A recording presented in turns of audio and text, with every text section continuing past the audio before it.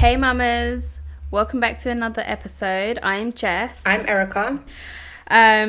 So today we are actually speaking to a guest, and her name is Anna, and she is the owner of Tia Anna's Nursery. How are you? Hi guys, good. Happy to be here. Excited. How is a day? How many kids do you have in nursery? Well, me personally, I have two girls, but in the nursery there's 15 children. We're usually on a register of about 40 plus children. Mama's Code. Take us back to maybe a bit on Mafalda and how Tia Anna's was born. So Mafalda was my mum and my aunt's business. I was born into it. So I went through the whole nursery, then school. I would come back to the nursery. So the nursery has been a part of my life from day one.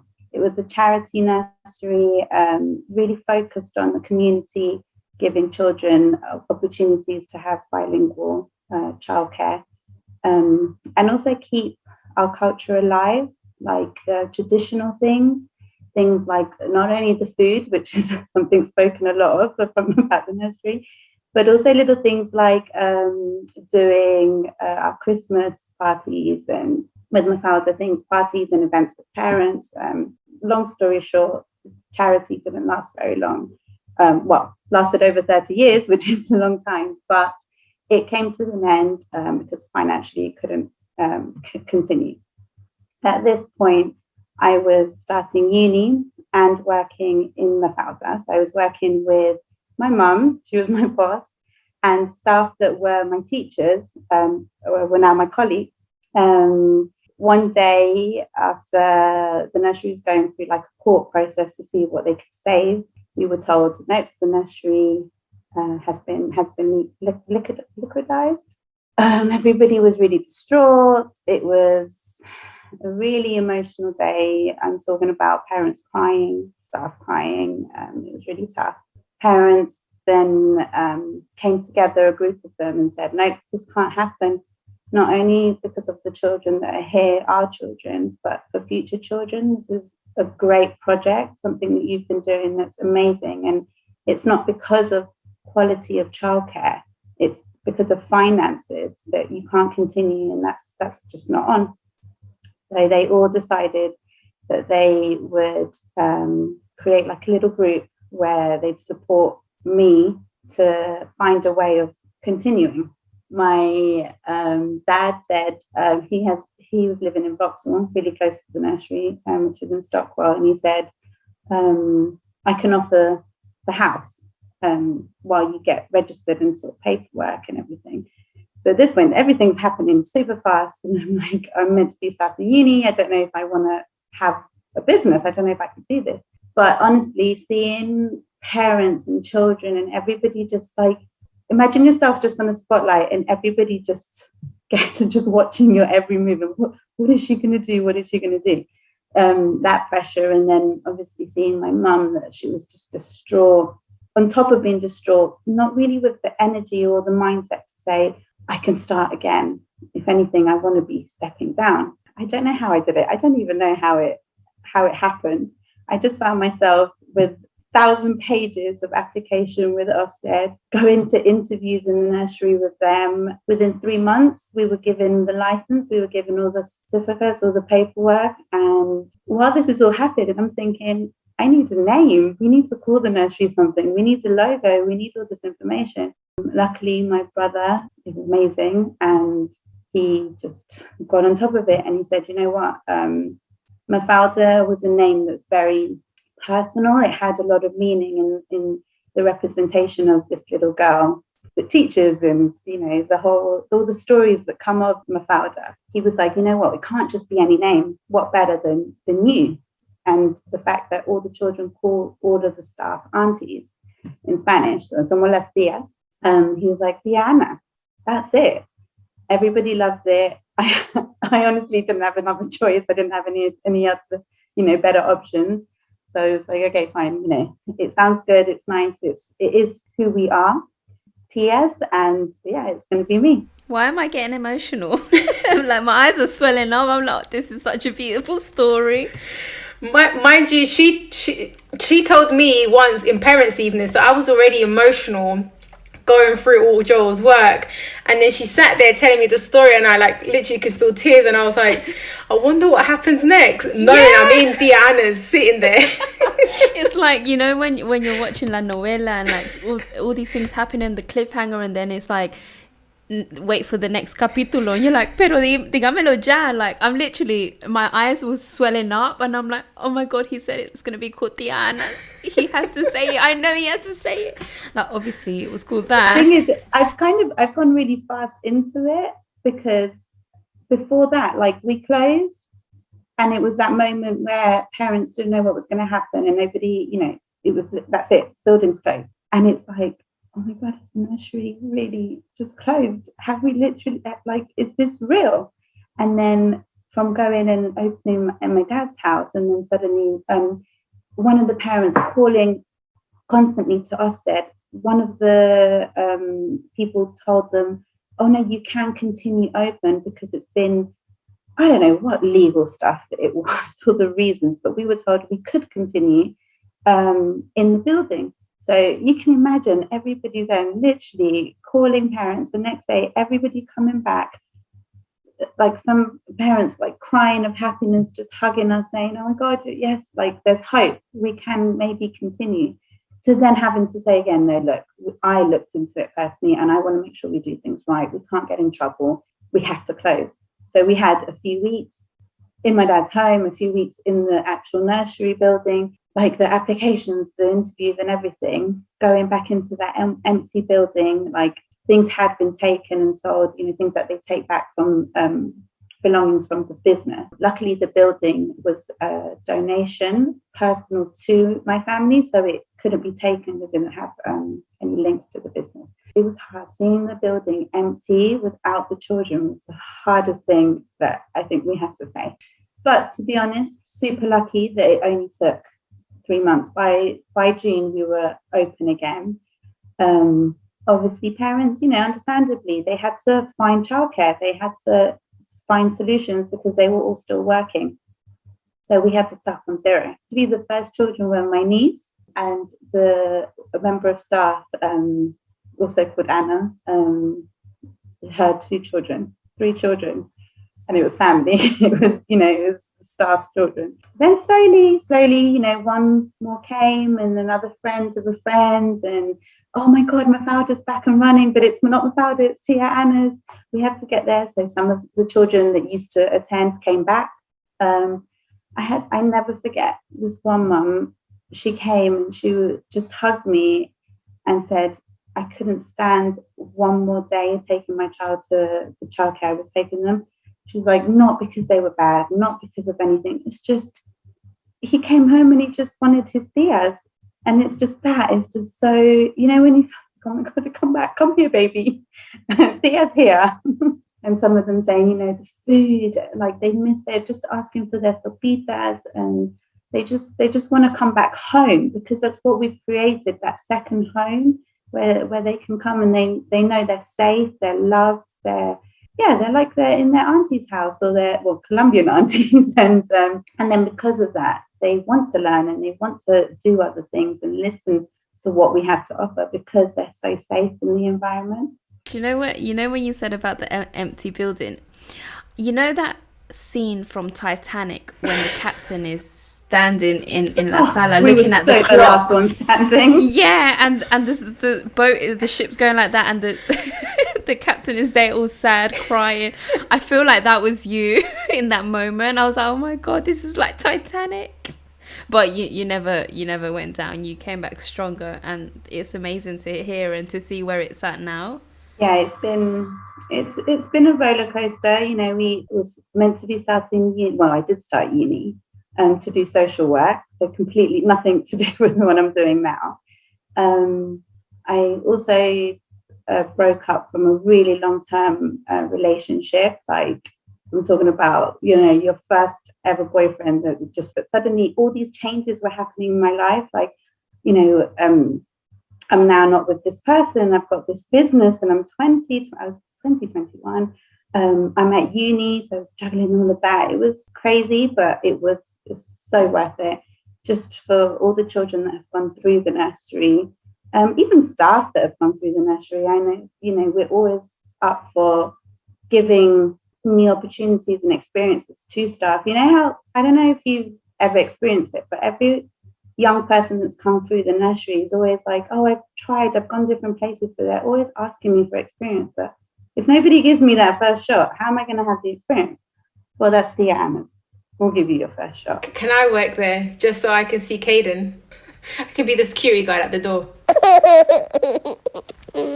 My cousin, she works there, and I think from when that door was open to her, and I remember her telling me like, oh, they give me to do the courses and everything, like the qualifications that I need to be there. I was like, you don't even know how to speak English. Like in my head, I was probably thinking like, rah, like, because it's true, when it comes to children, there's so many requirements that you have to meet. And of course, it's a massive deal that, job.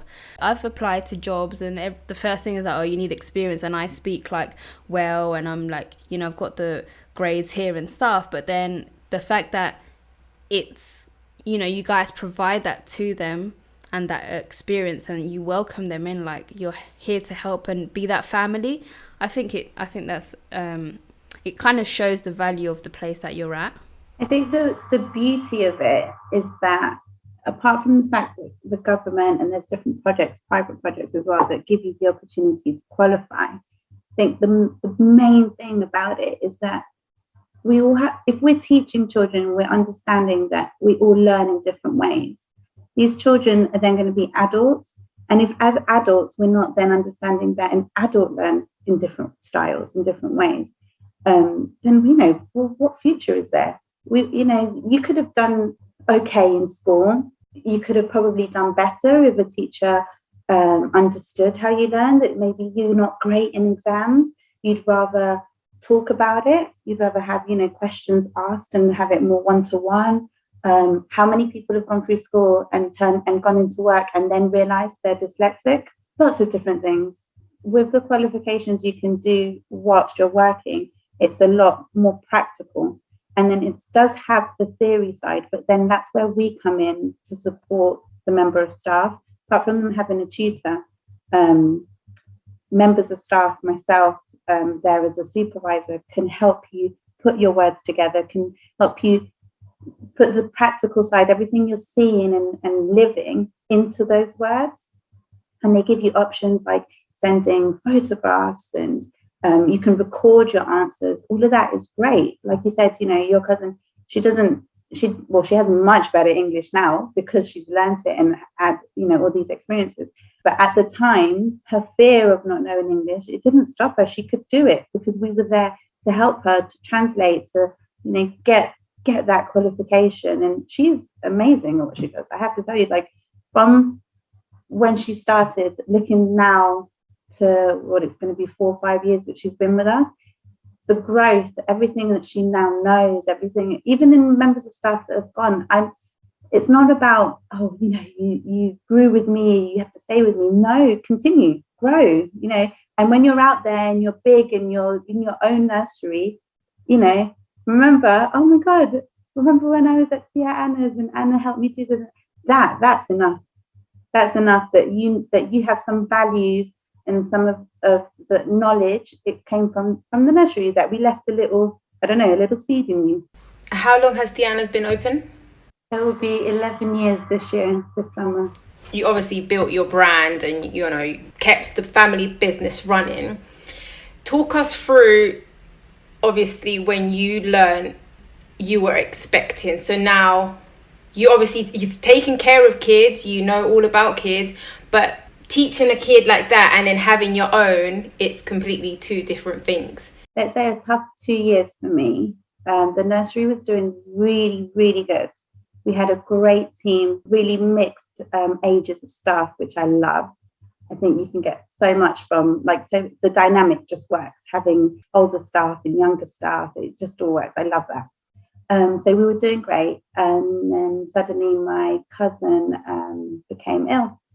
She something that was like a routine appointment from a lump that was kept bothering her for years and her back, and getting told it's nothing, removed, coming back, suddenly just became a bigger thing, and it was cancer. And I'm talking about what, in a matter of less than a year, everything went upside down. My whole life turned, everything, my family.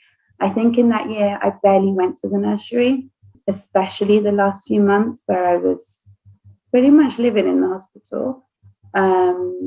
And if not in the hospital, supporting my uncle and my aunt in any way I could. And until, she had to rest. And it just, I'd never experienced loss so close to me. And especially when you just see this person so fit and healthy, and it's like, how could this happen? It was unreal. It was absolute madness. So that was in December.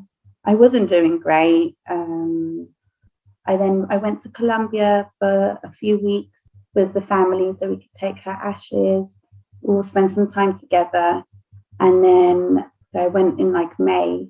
And then when I came back in June with my other cousin, we went up to my aunt and uncle's for Father's Day, because it was the first Father's Day without Lily. And we went out to eat. I had a great day, said goodbye. My cousin was traveling the next day. He was going away with his girlfriend. A few days passed and we got a call that he'd been in an accident. So I rushed to his mum's house with my dad, and had the calls and everything. Came back home that night. I think it must have been, to be honest, it's all a blur, but it must have been about, I don't know, early hours of the morning when I get the call that he'd passed away. So this is months after we've just dealt with dealing still with the loss of my other cousin. So the reason I'm going into this is because of all of that. I felt I couldn't cope. I couldn't go to work. Sorry, getting me a bit emotional. Mama's Code. Everybody at work is just, we're like a little family. And when I was there, because we have such a great relationship, I just found myself breaking down. Like maybe with strangers, you can have a mask on, but with them, and then with the children all just loving me and hugging me, it was hard to keep things together. And I felt like I wasn't going to be able to give the best of me to the children. And I needed to do something. I needed to change. A change in my life, because I was like, you know what, life is so unfair right now. These two amazing people have gone. I need to do something. So I decided I was going to move to Colombia. At the point, I thought it was, a great idea. I think it was the fact that, one, everything that I saw around me reminded me of my cousins, and in that I was just a bit like, oh, I need space. I need to breathe.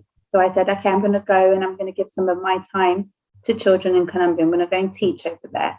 I'm going to go and have this experience, see what I can learn from there, and who knows what can happen, whether I come back or I don't. Like I said, the nursery, the staff was so supportive. Everybody was, go for it, Anna, we're here. So I moved. I started volunteering places and kept coming back every few months to check on the nursery and to keep things going.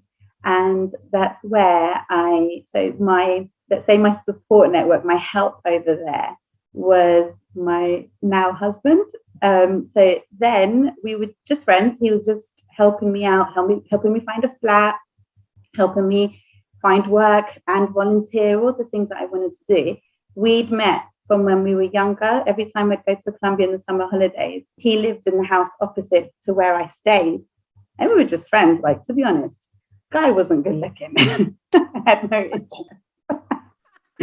But he was a great friend. And then we just kind of lost contact. We just didn't speak again when I was over here. But then when I went in the May to take with my family for my cousin's ashes, we met up again. And he'd just lost his gran. So we were kind of had that pain in common. So when I came back, he was just checking up on me, and then obviously heard the news of my other cousins. So he's like, damn, like this is tough. And so I wasn't doing well. So when he's like, if you're going to come out here, like, cuente conmigo. Next thing I knew, we were falling in love. And the next thing I knew, we were in bed together. Well, yeah, it kind of happened. Well, look, he ended up moving in with me and we were doing great, but I kept having to fly back over here because as much as I was over there, I couldn't disconnect from the nursery. It's just such a big part of my life and my family. So I kept having to come back, and it got to a point that he was like, what's our future? Like, what's going to happen to us? You can't, it's really tough you not being here. Sometimes you're gone for a month, sometimes you're gone for longer. So he's like, do you want to get married? So it was no romance, a complete conversation on the phone. I was over here in my mum's spare room and he was over there. I know I love you and I want to be with you. So yeah, let's get married. Started planning, literally told my mum and her partner, and they were like straight away, oh, let's go shopping this weekend. Like they're really, I'm like calm down. Like we don't even have a date.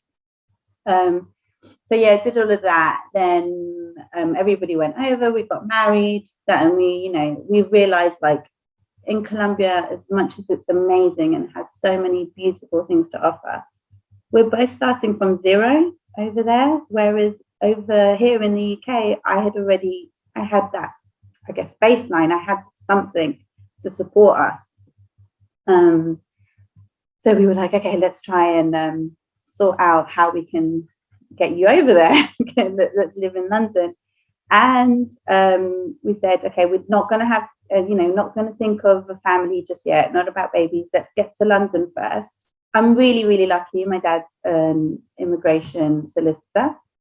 And I'm also really lucky that I have a stable job, and all of that really helps. But just the talk, I have to say, I don't even want to talk about pregnancy because I might end up pregnant. This is how fertile I am. We're just talking about it, that I literally went over like in September. We went for his birthday to Santa Marta. And that day's away, I'm like, one night when I'm just laying in the hotel bedroom, I'm like, oh my God, I think I'm pregnant. And he's like, oh, come on. It's been like, you've been with me here. Like we've literally been in Santa Marta for 3 days. You can't be pregnant already. I'm like, I've got reflujo, and my sister-in-law had that. And I don't know, I've got this gut feeling I'm pregnant. He's like, oh, you women, blah, blah, blah. Well, hell yeah, I was pregnant. And it's like, okay, what are we going to do? Because obviously, am I going to give birth over? Like all these questions, like loads of things. I had to come back. I think I was like 6 months because of the thing of you can't fly after a certain amount of months. So we were like, no, baby needs to be born over there. Me crying because he couldn't be here and I didn't know if he was going to make it in time for the birth. Luckily he did. But then it was like, oh my God, I'm coming back. I'm starting again with the nursery. I'm pregnant. I have a non-English speaking husband. I have to find a flat with my big belly, and I've got to make sure, we've got everything ready. He arrived something like the 5th or 6th of May. Tiana was born the 31st.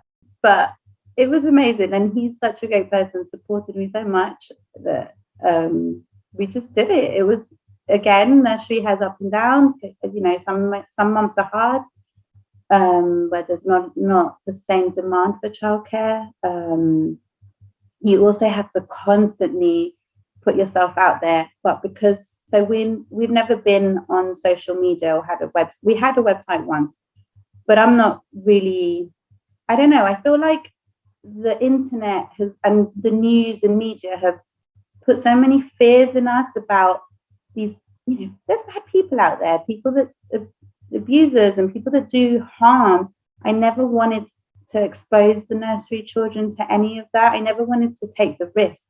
So I didn't quite know how to handle being on social media and having a website with protecting them, but not like, how do I protect them and not how do I advertise myself at the same time? So it was one of those things we just left to the side. We worked more of recommendations, and I guess having so many years experience, so many years, the nursery that's been running for such a long time, there's always that continuity of families and generations going through the nursery. until we don't, until you find yourself in new situations. Mama, I love you. What's the day in the life of Anna? I don't think we have enough time to have a day in the life.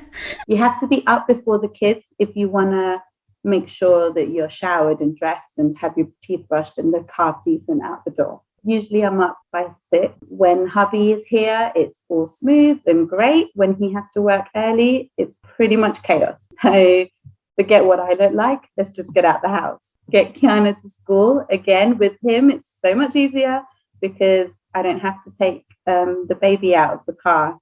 Like you don't realize how hard it is to be a mum. I have to we are amazing. You know, I've only got 2. I've seen some of the school run with like 3 or 4. Oh my God, how do they do it? But yeah, so I do the school run, drive to the nursery. As soon as I step in the building, I'm Tiana. So it doesn't matter if I haven't even got my coat off. I'm at the door if a parent catches me and wants to have a chat, or if one of the children want to really desperately tell me something that's happened before they've come in or anything.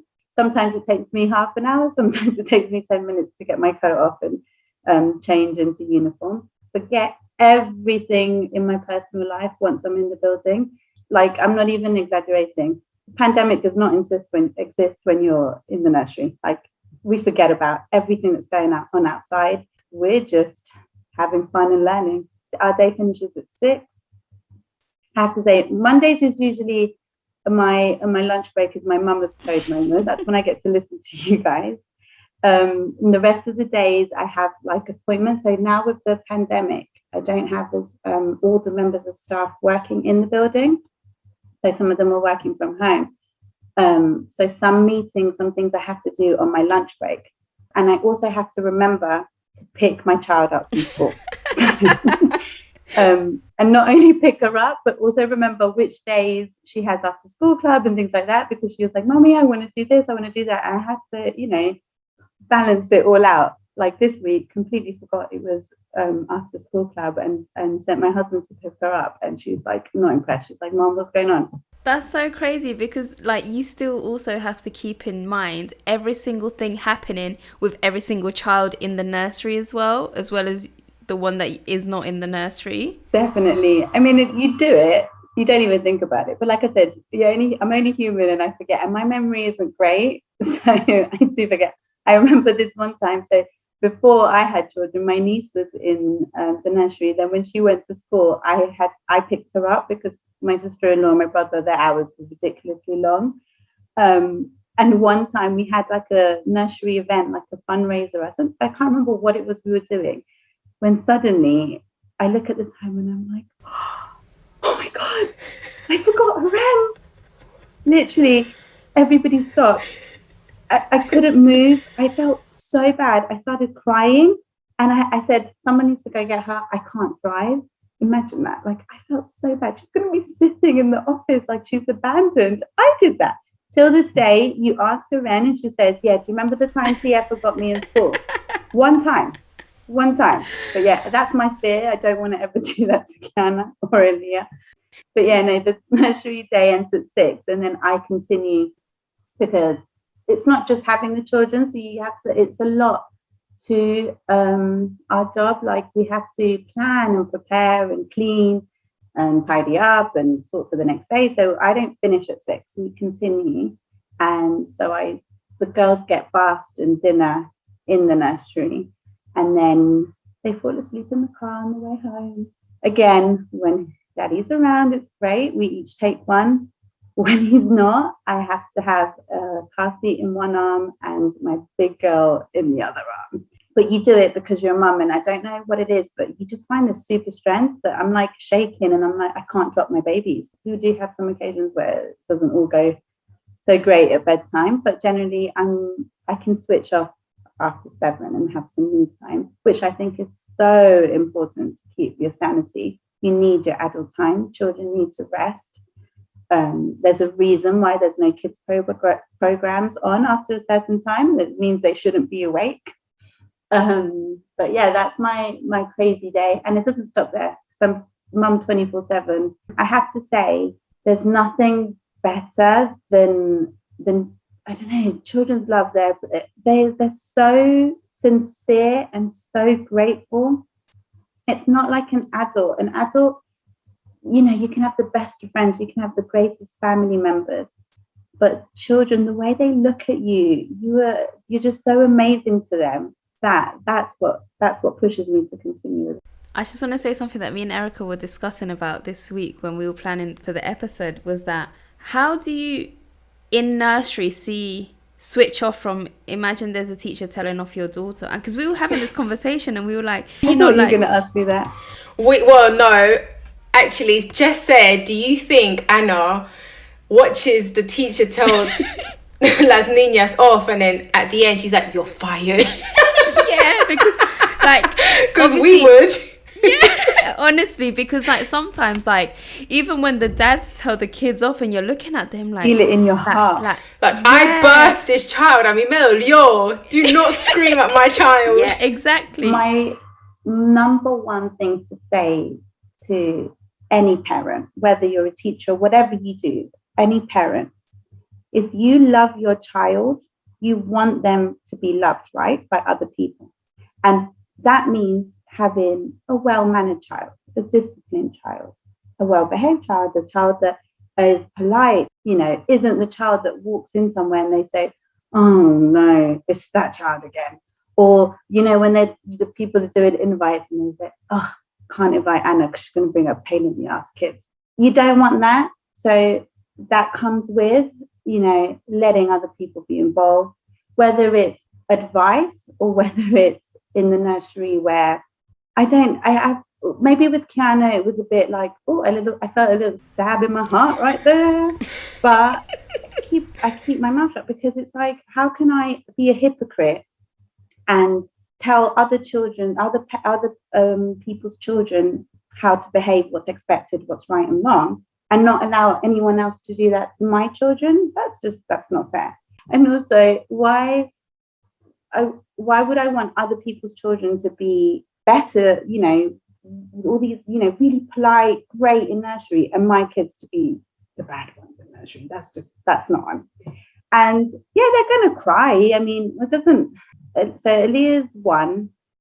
She pretty much doesn't do anything right now. It's all about being naughty because she touches everything. I'm not even exaggerating. I think we take her out of the bathroom about 50 times a day because it's like, where's Aaliyah? Oh, she's washing her hands.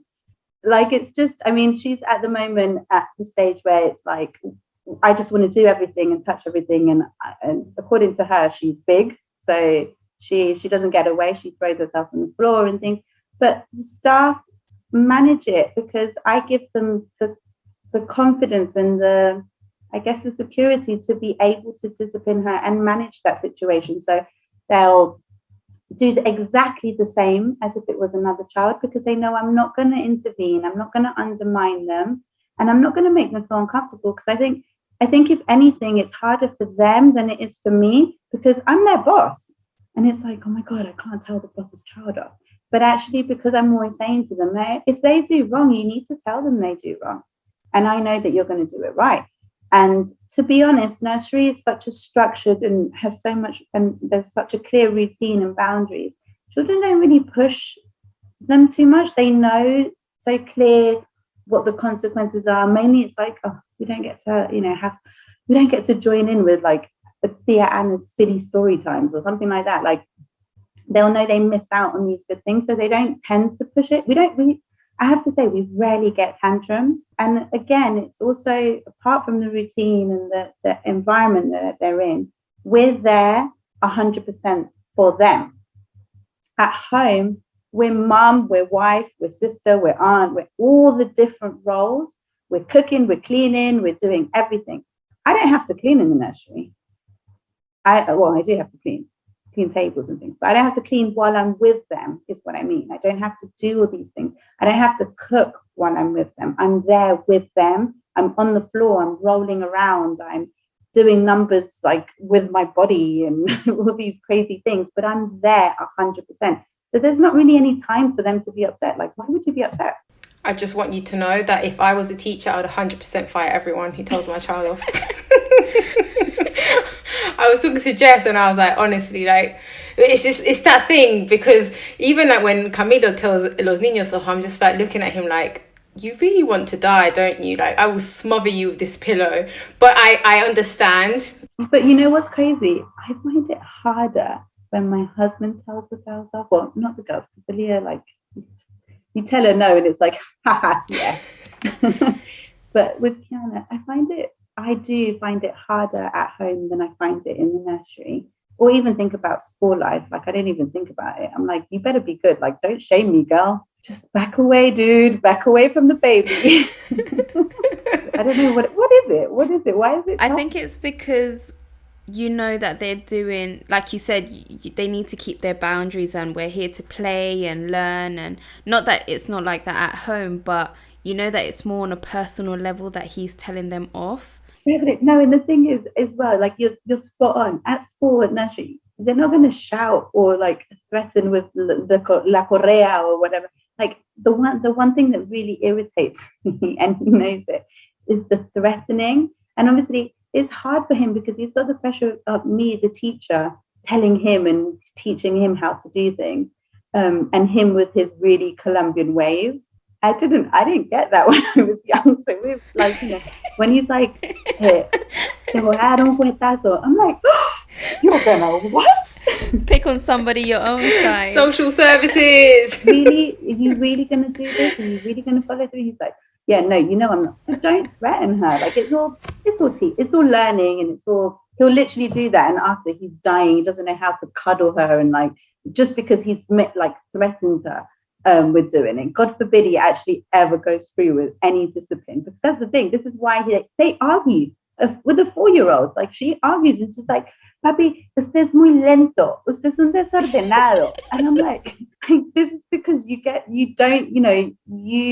make threats that you don't follow through with.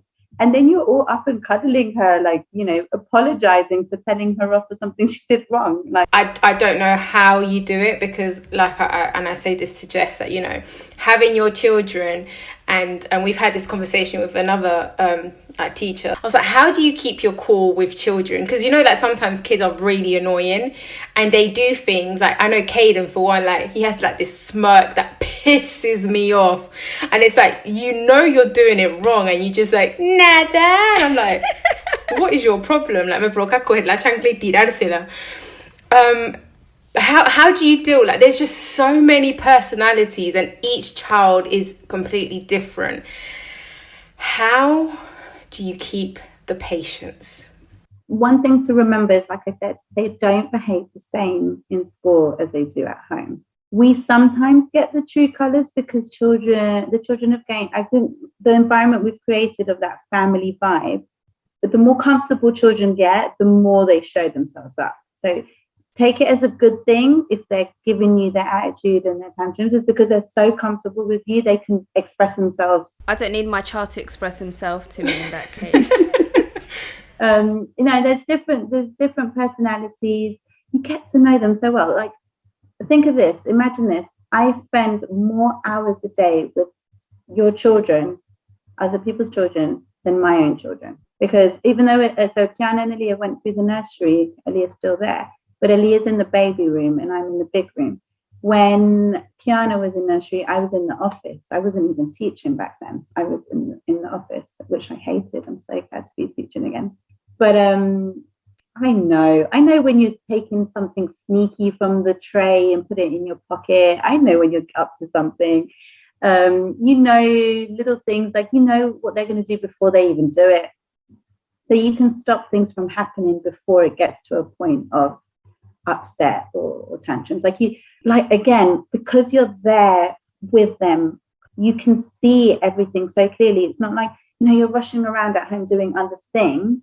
You can miss it, and it's like tantrum's going to happen now. You miss the build up to the tantrum. So let me just cut you there for a minute. So you've just said you get to see it before it happens, right?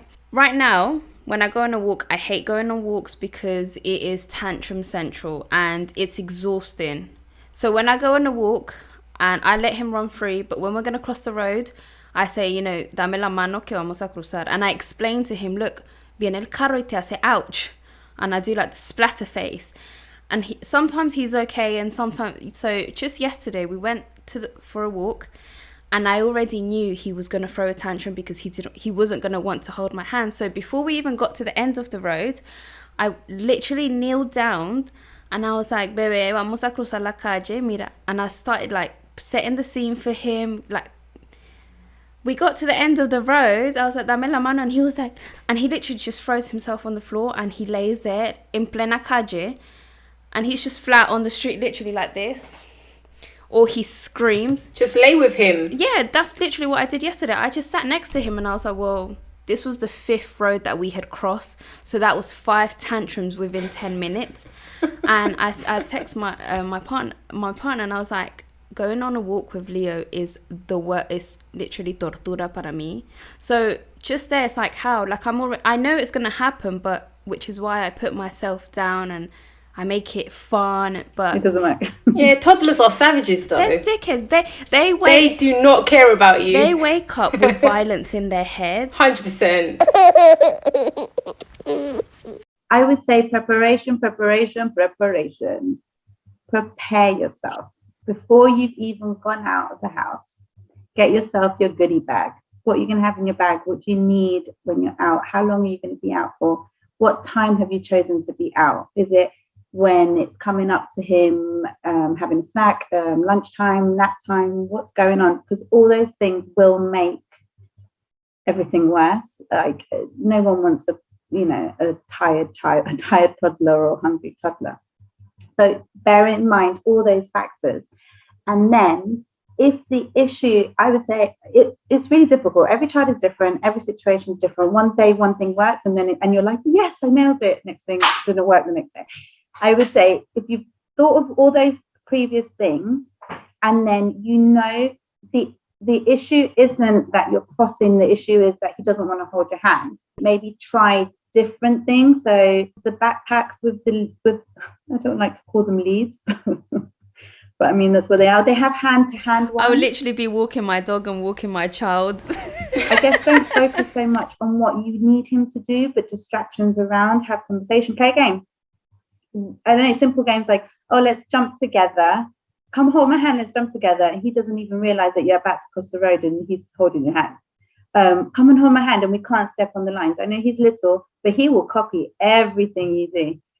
Sometimes I think the stress of us wanting to get children to do things, we've created the signal for them to fight us on it. Keep the conversations going about dangers, keep the conversations how you're doing. I think that the more open you are with him and clear of what consequences are, the better, and being consistent. So going from tackling children and savage toddlers, have you had to tackle parents? Beating them down.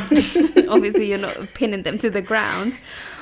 But yeah, like obviously you tackle with children that are different, and as well as parents, some parents can find it a bit like they will find the defensive side when you're trying to not complain about a child, but say, look, this is happening. And yeah, I mean, I've always said it. I've always said I'd rather 100 children than one parent. No offense to parents, but I think there's lots of things to it. So it's not this.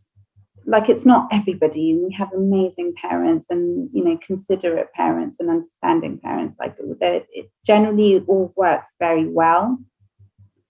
But I think the difficulties or the challenges, apart from like cultural differences and language barriers and all of this, is that to a parent, it's just you and your child is the center of everything. For the nursery, everybody's equal. So there's no preferential treatment, like the rules are for everybody. And sometimes that's the difficult thing for parents to understand and accept.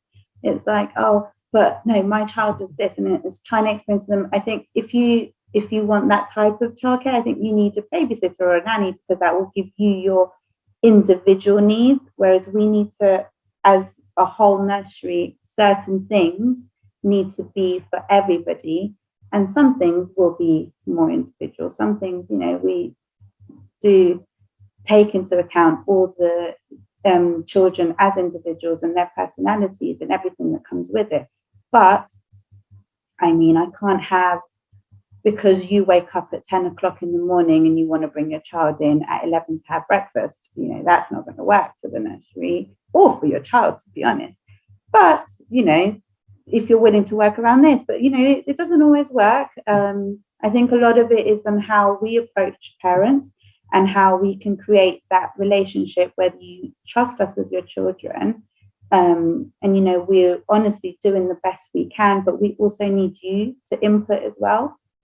We can't do everything on our own. If I go and approach a parent as a member of staff, every day you come to collect your child, I have something bad to say about your child. Oh, he was fighting, he was doing this, he was doing that. You're going to have a bad vibe towards me. You're not going to really like me. So you've got to know, you know, which situations, in terms of, you know, how you say complaining about the children, how to, when is it necessary to approach a parent about that behavior, and how do you do it? Because it's not just about saying he did this, it's about what does this mean and how can we help with this behavior, or where can we go from here and do this together. It's not a bad thing and it's not a bad child, it's just the behavior that's going on a bit not great at the moment.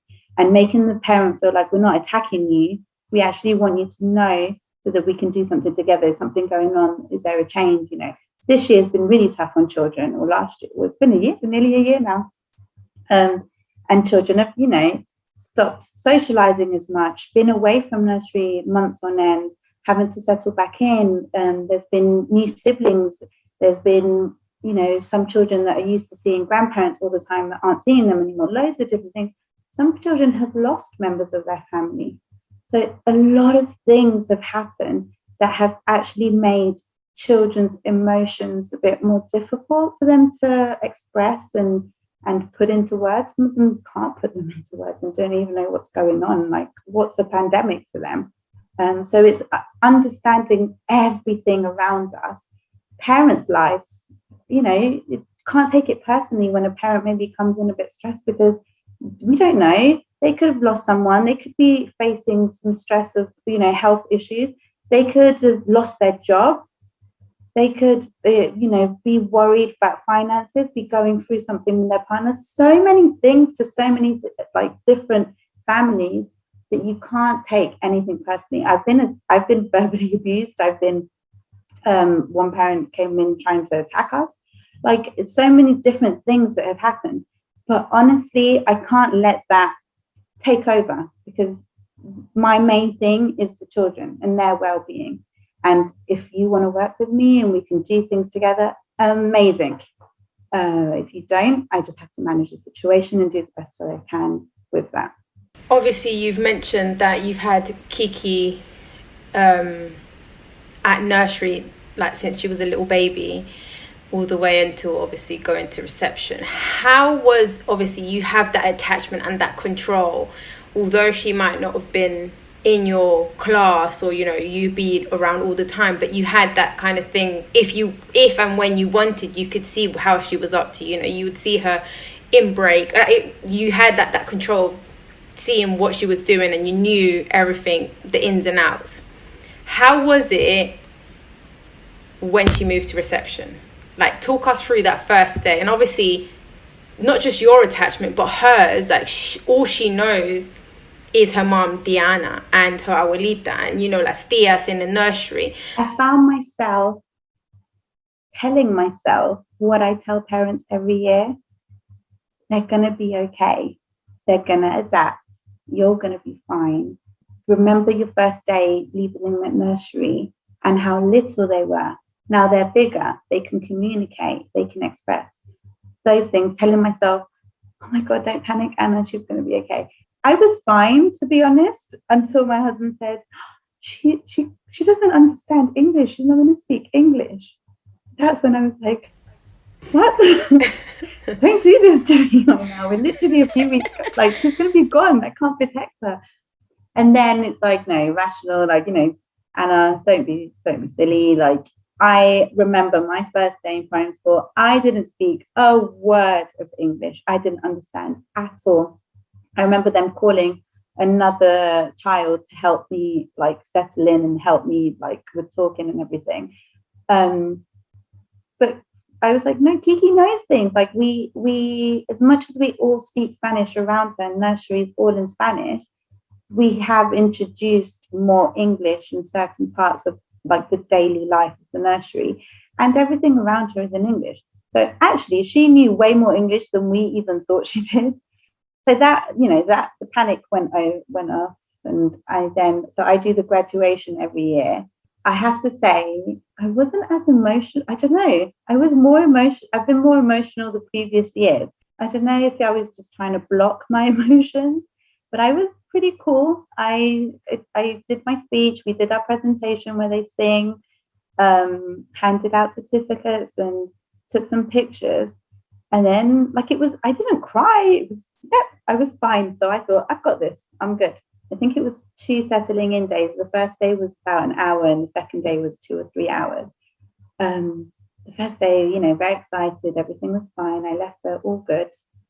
And then she walked in. She was absolutely fine.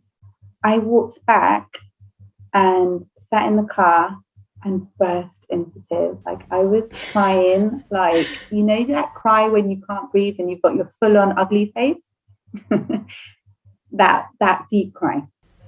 My husband was like, what happened? Did she cry? I was like, no, she was so happy she left me. How could she be happy? Why didn't she cry? And then I'm like, no, that's good. She didn't cry. So that was fine. Then I picked her up. She came out super happy. So I'm recording her to show her uncle and everything. And so I was like, ¿cómo te fue? ¿Cómo estuviste? And she was like, mami, mi no tiene amigas. Oh, and that no. broke my heart. I was like, how dare they? What do you mean you have friends? Keeping my mum, face together. I was like, it's okay. It's just your first day. You're going to meet, you're going to slowly make friends. You'll be fine. You'll come back tomorrow and make friends. She walked in fine the next day, picked her up again, happy, but still very on the, I don't have friends. I want my nursery friends. And that really upset me. I didn't realize, I guess, living it is so different to obviously trying to support a parent. You can be so strong for a parent and give so much advice, but living it is so different. And it really did help me in having that different, that empathy, that different side to now, like what I used to give advice. Now I'm like, I know what you feel. Come here. Come, let me give you a hug. But then her first full day was when I have to say, that emotion wasn't enough. The first full day really hit me, because that's when she actually cried. On that Monday, I think, having experienced the first few days, going in for a few hours and seeing what it was about, I think the reality hit her of, I'm not with my mummy and I've got to deal with this now by myself. And she cried to go in. Literally, they had to pull her off of me. And there's me, you have these two things. You have the sense in you that's telling you, Anna, you know that she's going to be absolutely fine. She's going and crying, but she's not even going to make it to the end of the corridor, and she's going to be fine. And you're going to be feeling awful the whole day, because this is what happens in the nursery. I always say I feel really bad for parents, because they go off and go to work and must feel awful that their babies have been left crying, and they're actually, we've got their coat off and they're playing and they're absolutely fine. I always say they torment us. They're so mean to us. And so yeah, I was just kind of keeping it together, that I knew I had, the longer I'm there saying goodbye, the harder it is for her and for me. So quick, no, okay, go in. You're going to have a great day. I love you. See you later. And Kiana went in and she came out. And when she saw me, she came out running, happy. And as soon as I lifted her into my arms, she burst into tears. The whole emotion, I think, that she was holding in the whole day. I think it took about a week or two for her to settle and not cry when we picked her up or when we dropped her off. I probably took longer to adapt to everything, and not having her in the nursery was hard. You realize how difficult it must be for parents to work and know that they're potentially missing out on so many things that children do every day. They learn so quickly, they change so quickly. Having my children, even though, like I said, I don't have them with me 24/7 in the nursery because I'm working, but I do see them around and I hear them and I know what they're eating, and I know even like if they've gone a poo, like I know it all. Even that was a thing for me. I was like, oh my God, I hope I taught her well. I hope I taught her how to wipe her bum right. Like all these things that I teach all the children, because I always worry about the little things when they go off to school, like learning how to put their coat on so they're not cold when they go out to play, because there's so many in a class. Teachers won't go one by one and do their coats up and dress them like we do in the nursery. So we're always like, we've got to learn to put our coat on. You've got to put your zip up. Because I always see it. I don't know if you've seen when you go past schools and how many kids have the hood on their head, but the coat's just flapping around. And then we wonder why they all got colds and they're sick.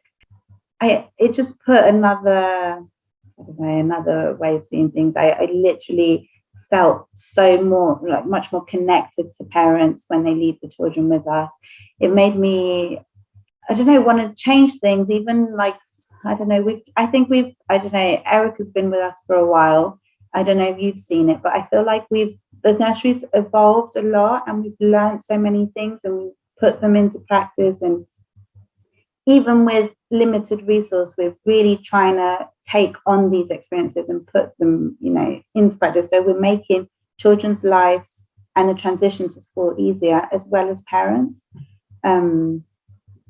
But yeah, I have to say it's really hard. It's that first step of letting go of my baby. Dígamelo a mí. Every time with Joel, leaving him, I literally all the way home, and I remember calling my dad leaving the nursery, and I was like, Papa, he cried. Oh no, because he didn't even cry that first day. Doña Susan me lo recibió.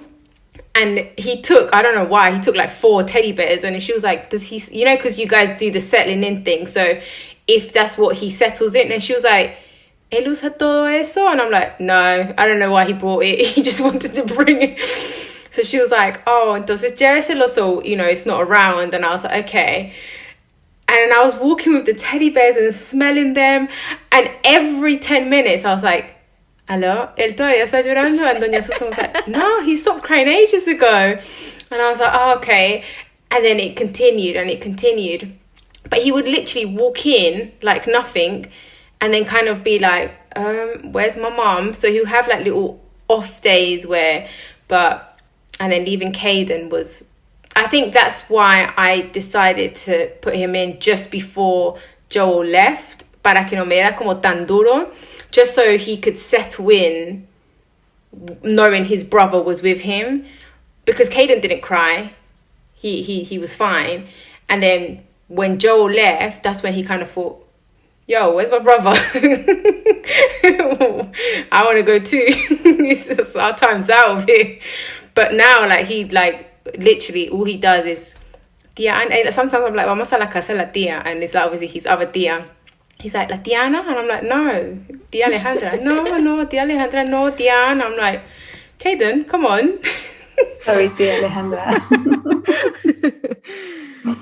I think that's what you want to feel, though. That's what you want to go to work with, knowing that they've gone in and they're happy. Because as much as it's like, oh, they should be crying because I'm leaving them, it's like, no, they're happy where they are, and like, how awful to feel that you've got to go to work and you've left your child somewhere they don't want to be. I think that's just horrible for a mum or a dad. Yeah, my kid doesn't even say bye to me. Sometimes like tías, I was like, Caden, diga ciao. And he's like, ya quitándonos la chaqueta, he's like, ciao. I'm like, oh, okay. It's funny when they make the mistake and they call us mummy. And it's so funny. So they might be doing something and mummy, and they look at us and feel so embarrassed. They're so embarrassed of it. We're like, no, it's fine, baby. I called my teacher in secondary school dad once. I was like, Dad, and then he was like, huh? I was like, oh, sorry, no, never mind. In secondary school? Yeah. America? What the hell? That's embarrassing.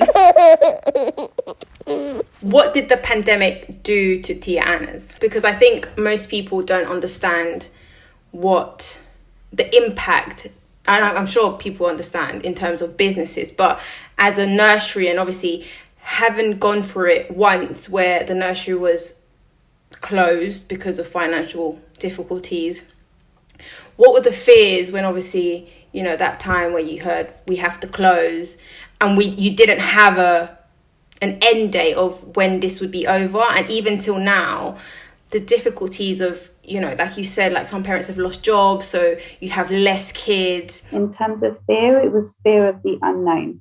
So Aaliyah was just a month old when the week that we were hearing news and sent messages that there was this outbreak and things were getting really serious. I was home. I'd just given birth a month before. Decided I would go into work that week. Staff needed me there, parents needed me there. To just give a bit of clarity. So that week was a bit of doing so many templates of letters to inform parents, and really difficult to give them security when we didn't know what was happening. Honestly, we just kind of thought like there's nothing we can do at the moment. We just have to go with what's happening. So announced that we were closing on the 20th of March, sending letters out and trying to keep contact with the parents, and any information we received, we'd give back. At that point, my fear was, how are we going to cope? Our only income, there's no other source of income, is the children's fees. Are we going to have to continue with our direct debits? Or like, what's going to happen? Like, you know, it was just, as much as it's like, oh, Anna, slow down, it's only just happening. I always have to think of the future, because it's not only a business, it's my livelihood, it's what feeds my family. And a lot of my family, because we are a family-run business, my sister-in-law works with me, my mum's partner, the members of staff are like family. And I was thinking, oh my God, like, what am I going to do for salaries? They still have to feed their families. They still have to live. Things don't just stop. First course of action was, well, I don't think it's fair that we charge parents or give them no ultimatum, like you pay or you pay. I think it was just as we were in a position of uncertainty, lots of parents were, well, every parent was in the same uncertainty. Nobody knew what was going to happen. So we were like, no, we definitely don't want to take that route. And bear in mind, we get letters, information sent from Lambeth, from different organizations, different, like even HR companies, like everywhere's giving us information about how to go forward. Even talking to people, some people were saying, oh, our nursery is charging 50%, our nursery is doing this. But in the news, you would hear nurseries were taking places away if the parents didn't pay. So we're thinking, oh my God, are we going to have to do this? Because it's now been, I don't know, it was like 2 weeks, 3 weeks, 4 weeks. And it's like, things are still coming out. And like, you know, if the nursery is only small, then prior to the pandemic, we'd just taken out a huge loan. So we'd refurbished the nursery, got new toilets for the children, got new floors. Our garden was all nice and new. And our next part was getting a new roof. So we'd already taken a loan out. We'll do some holiday pay. We'll see what we can do with that. And then luckily the furlough program came in. So at least we had something. It wasn't great, but we had something to give to staff. A lot of people don't realize, it's like, you kept hearing a lot of comments on news about, oh, but you've got furlough and you're sitting at home. Well, actually, that 80% that you're receiving is not your full salary. It's 80%, and it was getting taxed. And did your bills go to 80%? No, like all your bills continued 100%. Or if anything, feeding and bills were higher because you were home. You were having your, all your 3 meals at home. You were having the snacks at home. I don't know if it happens to you guys, but anxiety and being at home makes you hungrier. Well, made me hungrier.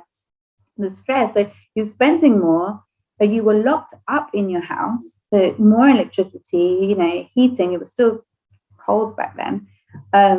All those different things. So it was like, it's not fair, but I guess we've got to make the best of the situation. We're getting something. We were on training things. We were on webinars, trying to find more information. How can we support the staff? What do we tell parents? In May, then suddenly the announcement we could open the 1st of June. And I'm telling you, the way we celebrated, there was a party in my house with my husband and my kids. Like, we were so happy. Staff, we had like a group call, and we were all like, some of us were crying. Some people, like some of them were just, I'm so fed up of being home. They couldn't wait to get back to work. We were then thinking, oh my God, what are the children going to be like? It's going to be really difficult for them. Not everybody could come back. Like I said, some parents lost jobs. Some parents were still on furlough. So they, like I said, bills didn't go down. So nursery has to come down because I'm at home with 80% of my wages, but 100% of all my bills going out. I can't continue with nursery. Fear. Some parents were just really scared. Some parents had directly lost, we know of parents that lost their parents or a member of their family. That brings fear, that brings anxiety. Like, I'm not ready to go into the world yet, or leave my child somewhere. As much as they trust us and they knew where they were coming, it was still even unknown to us what was going to happen. So we pretty much lost, I would say, a good 60% of the nursery. But we were there for the children. What was amazing was our first day, we didn't actually have the tears that we thought we'd have. It came to one point when I was driving in, the children were at the window cheering on the next child that was coming in. So they were just shouting out their name, like, yay, like, come on, come in. And then running in, and they were all happy. We had inside the building, we had like different things, balloons, like loads of fun things to welcome them back. The happiness, the kids were so happy. I think it was more the worry and stress that parents felt of stepping back out, and then the moment of actually living it and seeing the children's happiness when they're with their friends in nursery, that took it all away, I think, for many parents. You could just tell their relief. So luckily, there was a program, the furlough program. They kept announcing grants and things, but till this day, I've not received any of these. I've applied. They keep saying nope, that all the money has already been handed out, but we never got that financial help. So I took out another loan. Something that's out of our hands, not even because of our childcare, because of what we do, but we're going to have to close. It's that we're holding on. We don't have we're not all back yet. Some staff is still furloughed. We did have to lose some members of staff and make them redundant. We just didn't have the children for the amount of staff. And even if I kept them on furlough, one of the conditions is that you have to be able to know that you can offer them a job in the future. And you just can't just keep them on furlough to then, when furlough ends, make them redundant. It's like knowing purposely that there's no work for them. So we had to look at all of that to make sure we were doing the right thing by everybody. And I think also being fair to the member of staff, that if there isn't going to be a future job, at least they know what to expect and then can look for work and, do something, like plan for the next month. So that was really hard, having to make staff redundant, go through that process. I've never had to do that before. And again, you pay for that. It's not money that gets given to us, not out of any member of staff's fault. You deserve a compensation for it, but obviously, again, it's another expense for the business. So it's a no-win. You can't afford to keep them and you can't afford to let them go. I think what keeps us going and pushing and motivated is the happiness we see in the children every day. I guess even the parents, 30-something years with my father, will be the combined nurseries will be 40 years next year. That's a lot, and to give that up, no way was I willing to do that. So I said, I'm going to push till give whatever I can. And if then it doesn't work, then fine, but I gave it my all. I think a lot of people maybe think, oh, they're fine. Like, we've got loads of money. Look how expensive childcare is. But actually, you pay for a service that involves a lot of things. It's not just paying wages, it's paying electricity, like all the bills that come with it, the quality of food that you receive, because all our food is freshly prepared every single day, fresh ingredients. The children don't get anything made from a previous day, reheated or packaged food. Everything is literally as if your mum's gone in the kitchen that morning and made you lunch. Mama, I love you. 40 years ago, did you guys envision it being where it is now, and with the whole website and having that online presence now? Because that's a major move, and I know you said that it was very homey and very personal to you, and you didn't want to expose the nursery in that sense because of all the connotations that come with it. But obviously now it's exciting, it's bigger, it's better, it's a massive step. I'm a pretty positive person, and I try to see the good out of difficult situations. And I think things happen for a reason, and certain things come into your life, or people come into your life at the right moment. The thing is, it's on you how you accept it and take all that in, or reject it if it's not good for you. I think it's crazy, it's mad, it's unbelievable, but getting ourselves on social media, getting ourselves on a website, we can handle this. We've been doing this for so many years, we don't need that. Well, no, pandemic hit us, and yes, we do. We needed help. We needed help getting ourselves out there more, because I think we got to a point that people knew of us because we've been around for so long, but they didn't have access to us. So that was limiting us. And one of those things where you just I was speaking to my friend. She said, oh, my friend, with all this pandemic, she decided to leave her job, and she's opened her own marketing company, and she's doing really good, and she's helping like small businesses. It's great. Kind of left it. But when you've got something, you've thought of something, but you don't act on it. And then everybody else saying to me, oh, but you can't spend more money, like how are we going to do this? How can we get a company to help us with the website and getting on social media if we can't afford it? So I was like, you know what, I'm going to throw myself out there. I'm going to just take the risk. I'm going to contact Carolina and just see what happens. Let's just see what she says. Well, you know what? The moment we started talking, I don't know if it's female empowerment. I don't know if it's our Latin background. I don't know if it's being a mum or all the above, but something between us connected, or at least I felt like we connected. No, I can vouch for you, because I had a consultation with Carolina as well. For the first 10 minutes, we were talking about our kids, and then she was like, okay, this is too fun, but we need to get to business. Which also, by the way, shout out to them, because they are doing an amazing job. The work they have come out with has been brilliant. It's about giving the support and lending hand to the person next to you. So we needed her, she needed us. Like, it's all a thing of how do we all help each other? She was opening a new business. She was going through lots of different changes. We were struggling. We weren't a new business, but you know what? We needed updating. We needed a professional that knew our situation and could envision what we wanted. I don't know. I just felt like if I went to a big company, it was all going to be lost, and they weren't really going to express what I feel and what I want for the business. Mafalda gave birth to Tia Anna because, like my mum, my aunt sacrificed so much to have this project.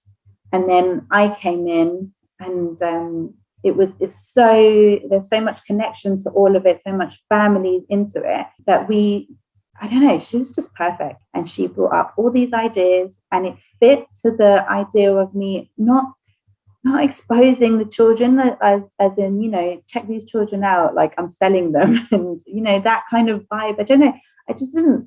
I'm not very big on like social media and all these things. But I can see the pros, and I can see how amazing it could be if it's used well.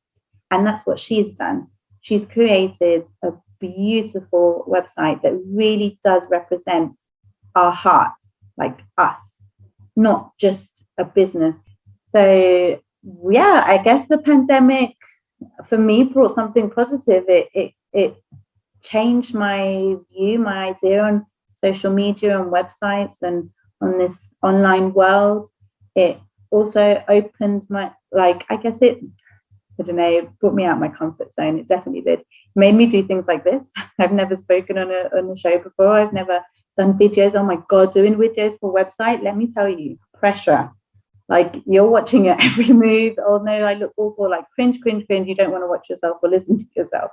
But if anything, it's made me feel so, I don't know, I've always appreciated my mum, but listening to the story and going back to 1970 something and everything she went through, and then seeing the nursery now, and even hearing her say how proud she is of me, like all of that, just, it kind of, I don't know, brings everything, it brings a spark again to everything. Like, it pushes you again to like refresh yourself. And yeah, so we're online. We've got, it's a new venture.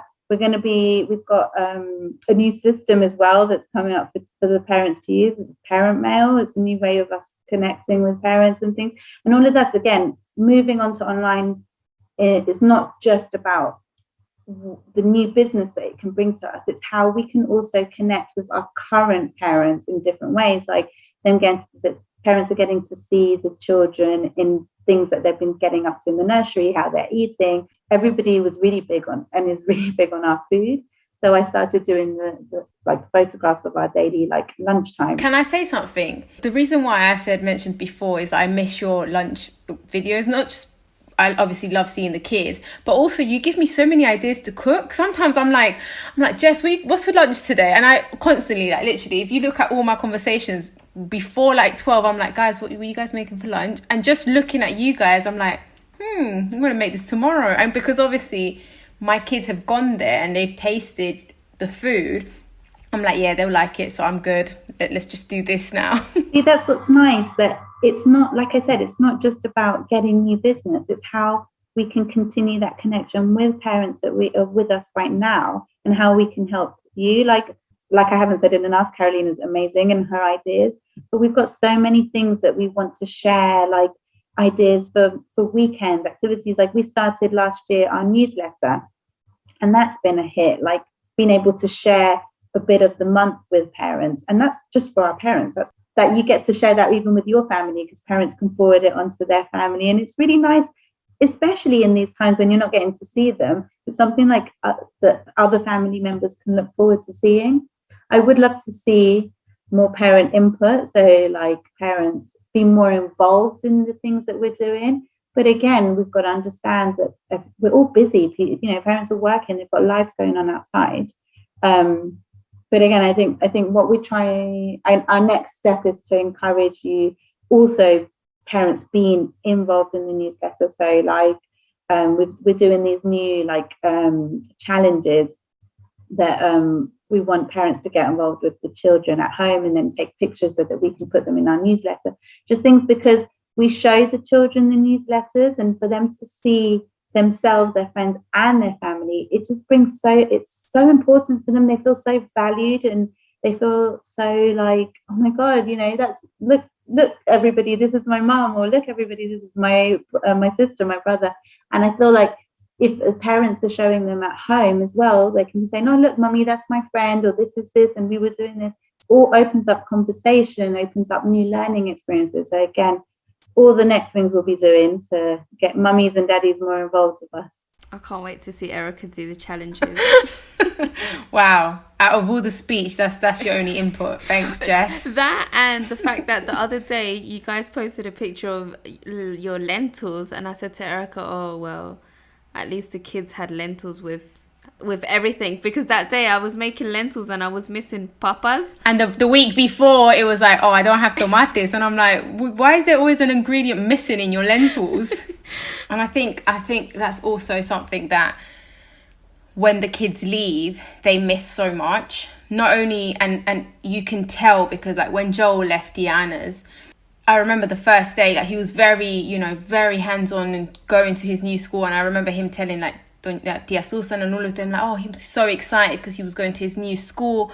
But I think when he got there and he saw the reality of everything, and in schools it's all English meals now, there's curries, there's so many new tastes that he hasn't had before. And I thought, oh my God, I'm gonna have to send him packed lunch, because in my household we maybe I'll do a curry here and there, but it's not something that I'm always pushing out there. I always do like lentejitas, like soups here and there.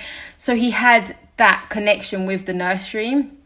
And then like a week went on and he was like, oh, I miss Tio Jairo's food, I miss las tias. And it's like, that's when you realize, like, and not only then but before, how much of an impact the nursery has made. And even now, like, sometimes I'm like, Joel, just stay at home. He's like, no, I want to go see Tia Ana, or I want to. And sometimes in the mornings I'm in a rush because I'm like leaving Caden and I have to run. And he's like talking to your mum and I'm like, yeah, okay, can we rush please? We're going to be late. But it's that thing, and your mum's always like, ¿Y cómo está papi? And I'm like, somos tarde, pero we move. We've got the luxury of being able to see him again, and for us it's like, because we don't see him all the time, and from going from like every day we're having him with us to suddenly not, like we miss him. And to get to see them as they're growing, and the new things, like when he said the other day he's got a girlfriend, I'm like, oh my God, what do you mean? You're not allowed a girlfriend, you didn't ask for permission. But it's so nice, like literally, like my mum can say it more, like she'll be randomly going somewhere and somebody might, like, grown ass man come up to her, Tia Susan, and she's like, who is this person? But that's the beauty of it, like those memories that we've created, it sticks, like, I don't know, you go on holiday, and how amazing it is to go on holiday, but you never get that feeling of, I really want my bed, I really want like my home cooked meal, I want, like, I don't know, arroz con atuncito, whatever, like something that's comforting. That's what the nursery is for the children. I think that even like I still remember being in the nursery, and or when I'd come back from school and one of the members of staff making me like cheese on toast, anything simple, but you remember those little memories. Yeah, definitely. I was going to say it's a lifetime experience, and I think within the pay and everything, that's what you're paying for, the experience. Because I, for one, like I'm a person that I always like, when it came to the point where I was looking for a nursery, I was like, oh my God, but what if it's like a serial killer that's going to take care of my child? And I'm like that, like I overthink the most minimal thing, because you see so many cases, like I've seen like, oh, a child went with like plaits and then the teacher cut them off, and I'm like, nah, I could never. Like, can you imagine? Erica, that's Matilda. But it's just so many things, and I think it's everything that we see out there that kind of like sticks to you, and you're like, yeah, I get what you mean, because that's exactly why I didn't want social media and websites, because it is, when you hear like, oh, these nurseries that was it one time that it was a nursery where the teachers the carers were feeding the kids the vomit that they were having their lunch, and if children were sick they were feeding them the vomit. I'm like, how can there be people like that? Like, how do you, where are the other members of staff, where's the manager, what's going on in that nursery? Or like the lady that would steal pictures and give them to her partner, and he would put them online. Like, that's horrific.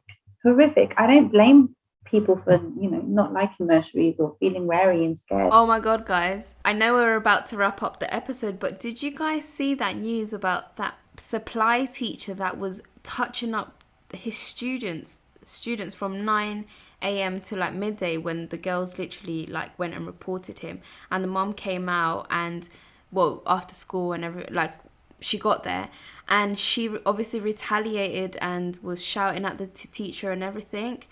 And there's a picture going round of he's got like blood on his shirt and stuff, and her daughter's traumatized and she can't sleep, and like it's horrible, like she's been molested. And I forgot what I was gonna say. Great. Fuck, sorry. But yeah, no, but you know what I mean, it's like all of these things are still happening. And this is what I was going to say. And she went to the police. She went to the police And the first question they said to her was, why are you verbally abusing him? Like, where is the point? I've just told you that my daughter and other students have been molested by this supply teacher, and your first question is, why are you verbally abusing him? I had that. My technology teacher, when I was in year 9, you know when you just have a vibe off of someone. And I remember I was on a report card because I was a naughty girl. So naughty. And he would have to sign my report card.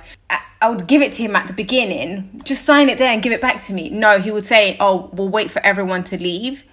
And I'd be like, no. And I would always tell my friend, I was like, can you wait for me? And he'll be like, no, you need to wait outside. And I was like, why can't she just wait with me here? And he would always try and like give me like sweets and stuff. And I was like, no, I don't really want none of that. And I remember that one, he did like a passing comment and he said, I really like when you do your hair like this, and like kind of like touched my hair. And I was like, and I complained about him and it was like dismissed.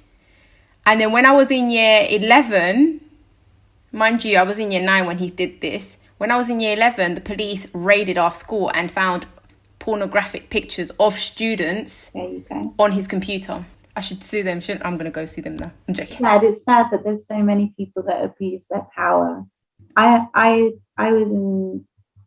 think I was coming to the end of secondary school. So like the chef, well, I think it's the innocence in you as well. So I've always loved my food, and we, being from the nursery and everything, like wanted good food. I didn't want the the beans and chips and that. I wanted like a good lunch. So I think the chef realized that with another few of us, that there was a group of us that actually enjoyed the different meals that a lot of the other kids were leaving. And then you know what it is, when you're in the lunchtime queue, if you got there too late, you get all the crappy stuff at the end. So he'd sometimes save us some food, but it got to the point where it was only for me. I was the one that was kind of getting the extra bits or the saved bits, or he was cooking special things and then giving them to me. And like my friends making comments like, oh, like I think he likes you, blah, blah, blah, very innocently.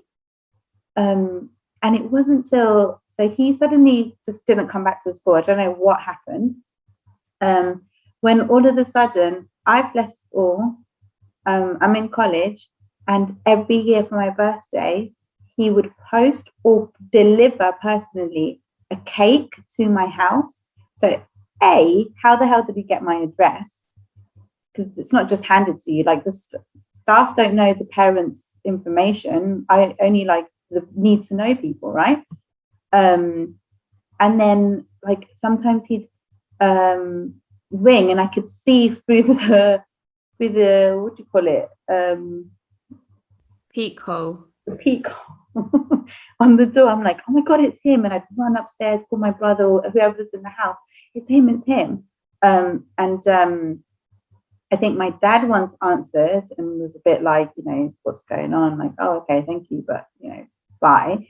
We didn't eat the cakes, just out of weirdness. But also, I think at some points we were like, are we being mean to somebody that just wants to be kind because the world is the way it is?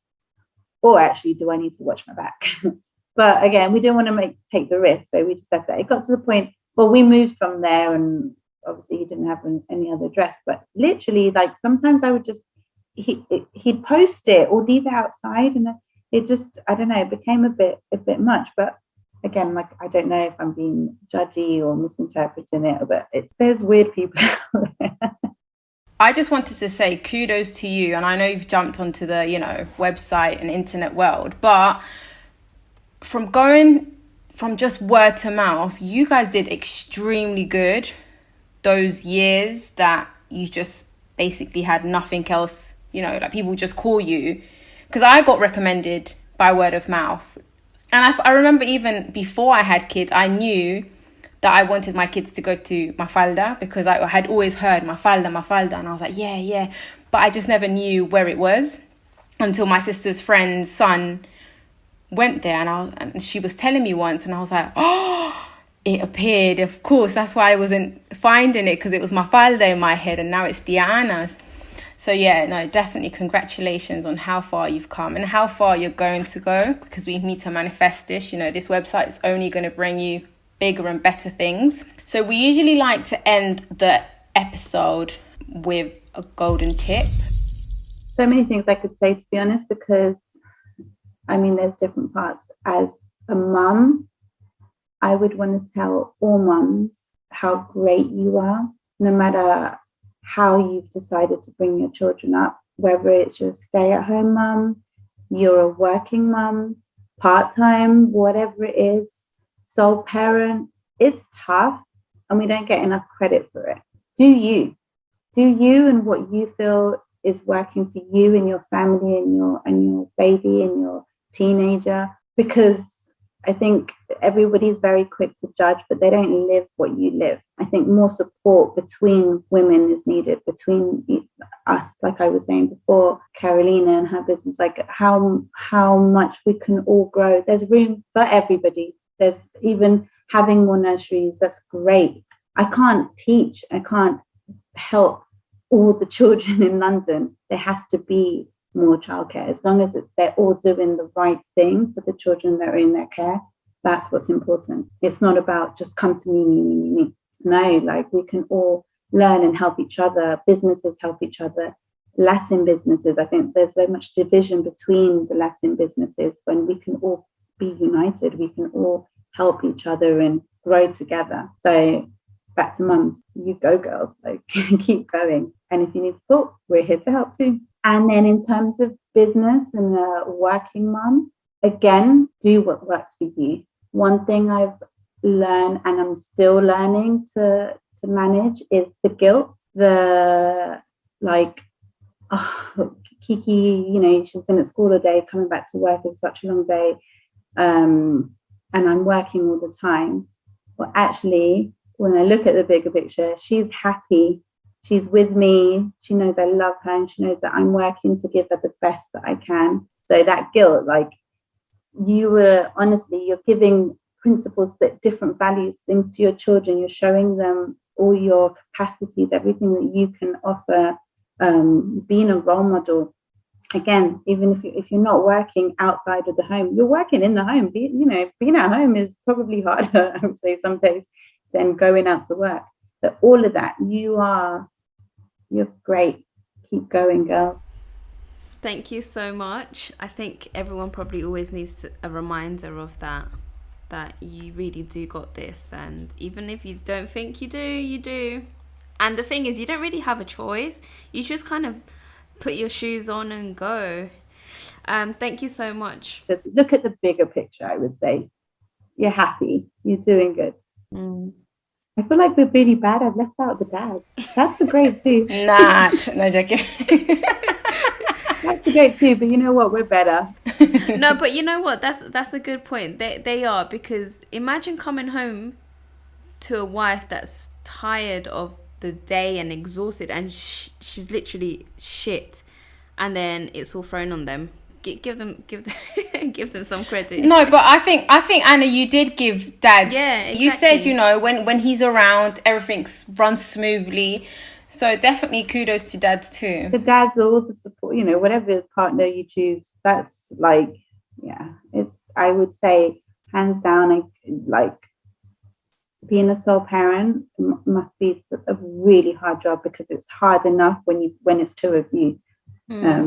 Or 3 or 4 if you go that way, but it's hard. And you know, I can't imagine my life, you know, doing everything I do by myself. I think we do it because, again, we're great and you deal with the situation, whatever comes to hand, but it is so much nicer to have that person. They've got learning to do, but they're good. Thank you so much, Anna. It's been amazing here having you. And honestly, like Erica said, congratulations, and bigger, better.